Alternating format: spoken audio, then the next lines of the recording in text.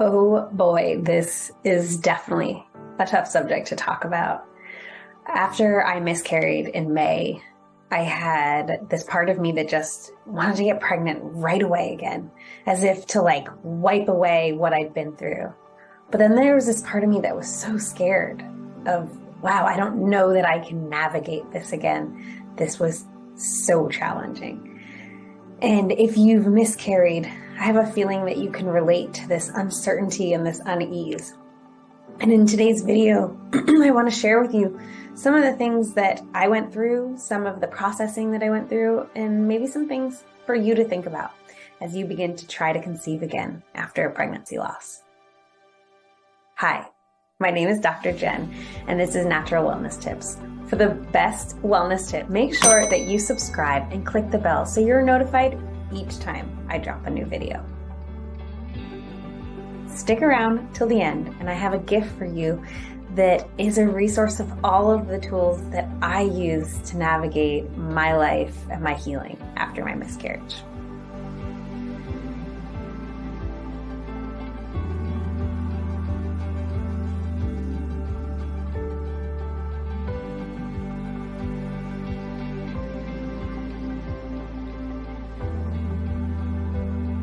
If I'm being honest, I wasn't really ever sure that I wanted to have children. I knew that I was only going to have children if I was in the right partnership, and I could provide those children with a life of growth and love and two amazing parents. And it wasn't until I met my husband that I knew I wanted to be a mother. And we got married March 12th, 2022. And from there, we decided to start for a family right away. April 20th, we found out we were pregnant, and we were through the moon excited. And then May 7th, I woke up to one of my biggest fears, blood. By the end of the day on May 7th, it was obvious that I was having a miscarriage. There was no denying it. It was heartbreaking. And it was one of the more challenging things that me and my husband have navigated to date. And if you know anything about our lives, we have navigated a lot of challenges in the time we've been together. There was a lot of healing that came after that miscarriage. There was a lot of conversations and a lot of just healing really that had to happen. And I want to share with you today some of those things that I processed through and what it was like in the months following my miscarriage and where we are now. And as I record this video, we're actually pregnant with baby number 2.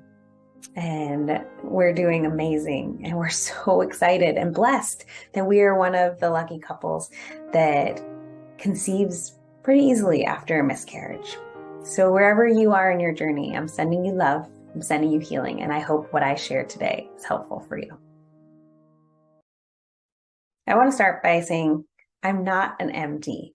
So if you are dealing with healing after a miscarriage and you're working with your doctor, I definitely recommend consulting with them and erring on their guidance of when your body's ready to conceive. Every miscarriage is different and everyone's healing is different. For me, I had a really natural miscarriage and my body took care of everything on its own. And it went back to a very normal menstrual cycle. And that was a really big blessing for me. So month 1 after my miscarriage, I had this strong desire to just like get pregnant right away, as if I was able to get pregnant right away, I could almost pretend that the miscarriage didn't happen, put all of that behind me, right? And as I look back now, I realize that was truly just an avoidance of me wanting to do the physical and the emotional healing that needed to happen before I can conceive again. And I'm one of those rare 15% women who can actually tell you like when they ovulate and what ovary, right? So I know the exact moment I ovulate and can tell you literally the side. And if you don't believe me, it's crazy. I know, you can Google it and there's research on it. About 15% of women can tell. And I'm one of those women. So I'm going through this first cycle after my miscarriage and I don't feel myself ovulate. But in my head and my hyperfixation of wanting to conceive again, I was like, oh, I just missed it. It's no big deal. There's so much going on with my body. I've been so busy. And I just kind of brushed it off. And I still kind of fixated on, am I pregnant? Am I pregnant? I almost tried to make myself pregnant, even though that's not something we can do, right? Our body works in magical ways. And from there, I got to the end of that month. I got my period, and I realized I wasn't pregnant. And I realized some of the flaws in what I was doing. I was avoiding. I was trying to skip over a super important step of healing and my process that I needed to go through. And I know that some women after a miscarriage are able to get pregnant right away. They get pregnant, in that next cycle, and they ovulate, and that's beautiful. But my body knew best for me that I wasn't ready to conceive again. So on went our journey to cycle number 2 following our miscarriage. And in cycle number 2, I, at this point, had started back up therapy with my EMDR therapist, my trauma therapist, and started working through the trauma of my miscarriage and what it brought up for me and the doubts that it caused for me. And it was a beautiful, beautiful time because I truly paused to heal. And although I still had some hopes that I would get pregnant that cycle, I really gave myself permission to just be. I also really got consistent and focused on using some of my supplements. So my Zendocrine products for the Zendocrine Detox and the Zendocrine Soft Gels, these are meant to nourish our filtering organs and to help detox and flush our liver. And why is that important following a miscarriage? Well, we have this excess of hormones because we were pregnant and then we were not. And the Zendocrine just really helped to flush out those excess and bring my body back to a state of homeostasis, right? And then I also made sure I was super consistent with my women's health line, helping to balance over 20 hormones in my body and just, again, bring my body back to homeostasis. I was spending that time nourishing my mind and my body so that I could do what it was designed to do as I moved through this trying to conceive after pregnancy journey. It was really wonderful to give myself that pause. A lot of what I did in my healing journey is laid out for you in my I Miscarried Now What ebook, which I'm going to tell you in just a little bit how to get your hands on, including the supplementation and healing with the EMDR that I just discussed.